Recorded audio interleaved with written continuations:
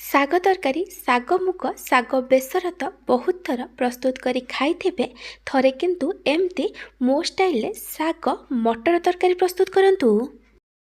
ଦେଖିବେ ଏ ସମସ୍ତଙ୍କୁ ବହୁତ ପସନ୍ଦ ଆସିବ। ପଖାଳ ଭାତ ହେଉ କି ଗରମ ଭାତ ହେଉ ସବୁଥିରେ ଏ ଖାଇବା ପାଇଁ ଭଲ ଲାଗିଥାଏ। ନମସ୍କାର, ଟ୍ୱିଙ୍କଲ୍ କିଚେନ୍କୁ ଆପଣମାନଙ୍କୁ ସ୍ୱାଗତ। ଶାଗ ମଟର ତରକାରୀ ପାଇଁ ମୁଁ ଏଠି 3 ବିଡ଼ା ଶାଗ ନେଇଛି। ଶାଗର କ୍ୱାଣ୍ଟିଟି ଆପଣ ଆପଣଙ୍କ ହିସାବରେ କମ୍ ବେଶୀ କରିପାରିବେ। ଶାଗ ତରକାରୀରେ ପକାଇବା ପାଇଁ ମୁଁ ଏଠି କିଛି ପରିବା ନେଇଛି। ପରିବାରେ ମୁଁ ଏଠି ବାଇଗଣ, କଖାରୁ, କନ୍ଧମୂଳ ଆଉ ଆଳୁ ନେଇଛି। ଆପଣ ଏଥିରେ କଞ୍ଚା କଦଳୀ ଆଉ ସାରୁ ପକାଇ ପାରିବେ।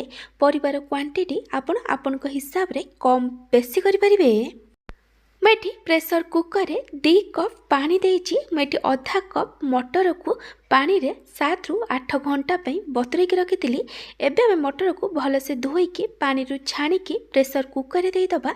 ମଟର ଆଉ ଶାଗର କ୍ୱାଣ୍ଟିଟି ଆପଣ ଆପଣଙ୍କ ଟେଷ୍ଟ ହିସାବରେ କମ୍ ବେଶୀ କରିପାରିବେ।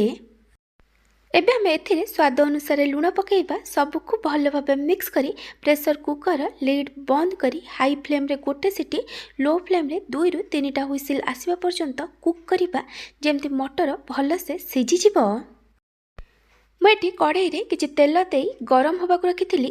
ତେଲ ଭଲସେ ଗରମ ହେଲା ପରେ ମୁଁ ଏଥିରେ ଗୋଟେ ଛୋଟ ଚାମଚ ପଞ୍ଚ ଫୁଟଣ ଦେଇଛି ଆଉ ଗୋଟେ ଶୁଖିଲା ଲଙ୍କାକୁ ଭାଙ୍ଗିକି ପକାଇଛି। ପଞ୍ଚ ଫୁଟଣ ଜାଗାରେ ଆପଣ ଅଧା ଛୋଟ ଚାମଚ ଜିରା ଆଉ ଅଧା ଛୋଟ ଚାମଚ ସୋରିଷ ପକାଇ ପାରିବେ। ପଞ୍ଚ ଫୁଟଣ ଶୁଖିଲା ଲଙ୍କା ଭଲସେ ଭାଜି ହେଇଗଲା ପରେ ମୁଁ ଏଥିରେ ଗୋଟେ ବଡ଼ ପିଆଜକୁ ଛୋଟ ଛୋଟ କରି କାଟିକି ପକାଇଛି ଆଉ 2ଟା କଞ୍ଚା ଲଙ୍କା ଦେଇଛି। ଆପଣଙ୍କୁ ଯେତିକି ରାଗ ଦରକାର ସେ ଅନୁସାରେ କଞ୍ଚା ଲଙ୍କା ନେବେ। ପିଆଜ ଟିକେ ସଫ୍ଟ ହେଇ ଭାଜି ହେଇଗଲା ପରେ ମୁଁ ଏଥିରେ 10 ରୁ 12 ପାଖୁଡ଼ା ରସୁଣକୁ ଛେଚିକି ଦେଇଛି। ରସୁଣର କ୍ୱାଣ୍ଟିଟି ଟିକେ ଅଧିକ ରଖିବେ। ରସୁଣକୁ ଏମିତି ଛେଚିକି ପକାଇବେ, ରସୁଣ ପେଷ୍ଟ ଦେବେନି। ପିଆଜ ରସୁଣ ଟିକେ ଲାଇଟ୍ ଗୋଲ୍ଡେନ୍ ବ୍ରାଉନ୍ କଲର୍ ହେଇ ଫ୍ରାଏ ହେଇଗଲା ପରେ ମୁଁ ଏଥିରେ କାଟିକି ରଖିଥିବା ସବୁ ପରିବାକୁ ଦେଇ ଦେଉଛି। ଏବେ ଆମେ ସବୁକୁ ଭଲ ଭାବେ ମିକ୍ସ କରି ପରିବାକୁ ପ୍ରଥମେ ହାଇ ଫ୍ଲେମ୍ରେ 1 ରୁ 2 ମିନିଟ୍ ପର୍ଯ୍ୟନ୍ତ ଭାଜିବା। ପରିବାକୁ 1 ରୁ 2 ମିନିଟ୍ ପର୍ଯ୍ୟନ୍ତ ଭାଜିଲା ପରେ ମୁଁ ଏଥିରେ 1/3 ଟେବୁଲ୍ ସ୍ପୁନ୍ ହଳଦୀ ଗୁଣ୍ଡ ଆଉ ସ୍ୱାଦ ଅନୁସାରେ ଲୁଣ ପକାଇଛି। ପରିବା ପାଇଁ ଯେତିକି ଲୁଣ ଦରକାର ସେତିକି ଲୁଣ ପକାଇବେ। ଏବେ ଆମେ ସବୁକୁ ଭଲସେ ମିକ୍ସ କରି ପରିବାକୁ 4 ରୁ 5 ମିନିଟ୍ ପର୍ଯ୍ୟନ୍ତ ଲୋ ଟୁ ମିଡ଼ିୟମ୍ ଫ୍ଲେମ୍ରେ ଭାଜିବା। ପ୍ରେସର କୁକରରୁ 3ଟା ହୁଇସିଲ୍ ଆସିଲା ପରେ ମୁଁ ଇଣ୍ଡକ୍ସନ୍ ବନ୍ଦ କରିଦେଇଥିଲି। ପ୍ରେସର କୁକର ପୁରା ଭେପର ଗଲା ପରେ ମୁଁ ଏଠି ଲିଡ୍ ଖୋଲିଛି। ମୁଁ ଏଠି ଦେଖାଇ ଦେଉଛି ମଟର ଭଲସେ ସିଝି ଯାଇଛି ଆଉ ଗୋଟା ଗୋଟା ଅଛି। ମଟରକୁ ଏମିତି ସିଝେଇବେ ଯେମିତି ମଟର ଗୋଟା ଗୋଟା ରହିବ ଆଉ ଭଲସେ ସିଝିଯିବ। ଏଠି 3 ରୁ 4 ମିନିଟ୍ ହେଇଗଲାଣି। ଏବେ ମୁଁ ଏଥିରେ 2 ଛୋଟ ଚାମଚ ଜିରା ଧନିଆ ଗୁଣ୍ଡ ପକାଉଛି। ତାପରେ ମୁଁ ଏଥିରେ ଲଙ୍କା ଗୁଣ୍ଡ ଦେଇଛି। ଆପଣଙ୍କୁ ଯେତିକି ରାଗ ଦରକାର ସେ ଅନୁସାରେ ଲଙ୍କା ଗୁଣ୍ଡ ଦେବେ। ତାପରେ ମୁଁ ଏଥିରେ ଗୋଟେ ବଡ଼ ଟମାଟୋକୁ ଛୋଟ ଛୋଟ କରି କାଟିକି ପକାଇଛି। ଯେଉଁ ମଟରକୁ ଆମେ ସିଝେଇକି ରଖିଥିଲେ ମୁଁ ଖାଲି ମଟରକୁ ଦେଇଛି, ପାଣି ଦେଇନି। ଏବେ ଆମେ ସବୁକୁ ଭଲସେ ମିକ୍ସ କରି ଆମକୁ 2 ରୁ 3 ମିନିଟ୍ ପର୍ଯ୍ୟନ୍ତ କଷିବା, ଯେମିତି ଗୁଣ୍ଡ ମସଲାର କଞ୍ଚା ବାସ୍ନା ପଳେଇବ। ଏଠି 2 ରୁ 3 ମିନିଟ୍ ହେଇଗଲାଣି। ଏବେ ଆମେ ଏଥିରେ ପାଣି ଦେବା। ଯେଉଁ ମଟରକୁ ସିଝେଇକି ତାର ପାଣି ରଖିଥିଲେ ମୁଁ ତାକୁ ଦେଇ ଦେଉଛି।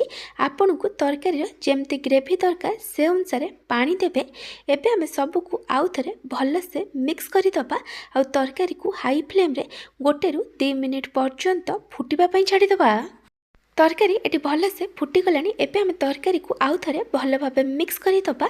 କଭର କରି 3 ରୁ 4 ମିନିଟ୍ ପର୍ଯ୍ୟନ୍ତ କୁକ୍ କରିବା, ଯେମିତି ପରିବା 70 ରୁ 80% ପର୍ଯ୍ୟନ୍ତ ସିଝିଯିବ। ମୁଁ ଏଠି ଶାଗକୁ ଭଲ ଭାବେ ବାଛିଲା ପରେ ପାଣିରେ 3 ରୁ 4 ଥର ଧୋଇକି ନେଇଯାଇଛି। ଏବେ ଆମେ ଶାଗକୁ କାଟିବା। ଶାଗକୁ ପୁରା ଛୋଟ ଛୋଟ କରି କାଟିକି ନେବେ। ଶାଗକୁ ପ୍ରଥମେ ଗୋଟା ଧୋଇବେ, ତାପରେ କାଟିବେ, କାରଣ ଶାଗରେ ବହୁତ ବାଲି ଆଉ ମାଟି ଥାଏ। ମୁଁ ଆପଣଙ୍କୁ ଗୋଟେ ଛୋଟ ରିକ୍ୱେଷ୍ଟ କରୁଛି, ଯଦି ଆପଣଙ୍କୁ ଏହି ରେସିପି ଭଲ ଲାଗିବ ତାହେଲେ ଲାଇକ୍ କରିବେ, ଆପଣଙ୍କ ସାଙ୍ଗମାନଙ୍କ ସହିତ ସେୟାର କରିବେ। ଯଦି ଏପର୍ଯ୍ୟନ୍ତ ମୋ ଚ୍ୟାନେଲକୁ ସବସ୍କ୍ରାଇବ୍ କରିନାହାନ୍ତି ତାହେଲେ ସବସ୍କ୍ରାଇବ୍ କରିବାକୁ ଜମାରୁ ଭୁଲିବେନି।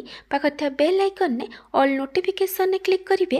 ଏହାଦ୍ୱାରା ମୋ ଯେଉଁ ଭିଡ଼ିଓ ଆସିବ ଆପଣ ପ୍ରଥମେ ଦେଖିପାରିବେ। ଯଦି ଫେସବୁକ୍ରେ ଦେଖୁଛନ୍ତି ତାହେଲେ ଫଲୋ କରିବାକୁ ଜମାରୁ ଭୁଲିବେନି।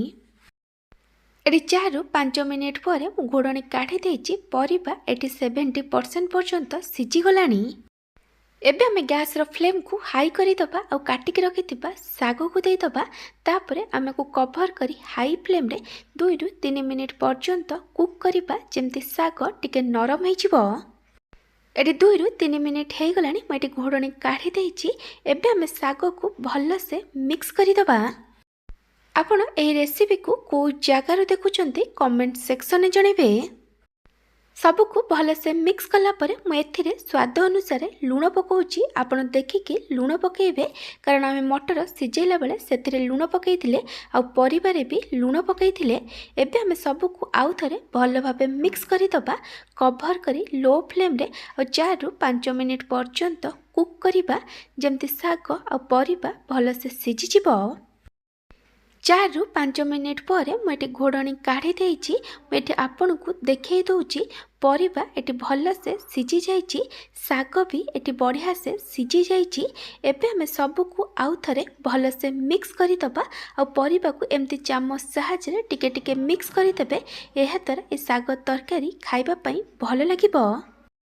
एबे हमें गैस बंद करी दबा। ए साग मटर तरकारी एटी रेडी हो जाइछि।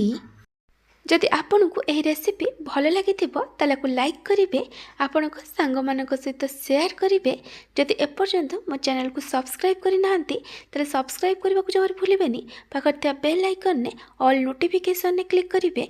यह द्वारा मो जो वीडियो आसब आपन प्रथमे देखिपारे। जदि फेसबुक देखुं फॉलो करने को जमार भूलें। Thank you for watching.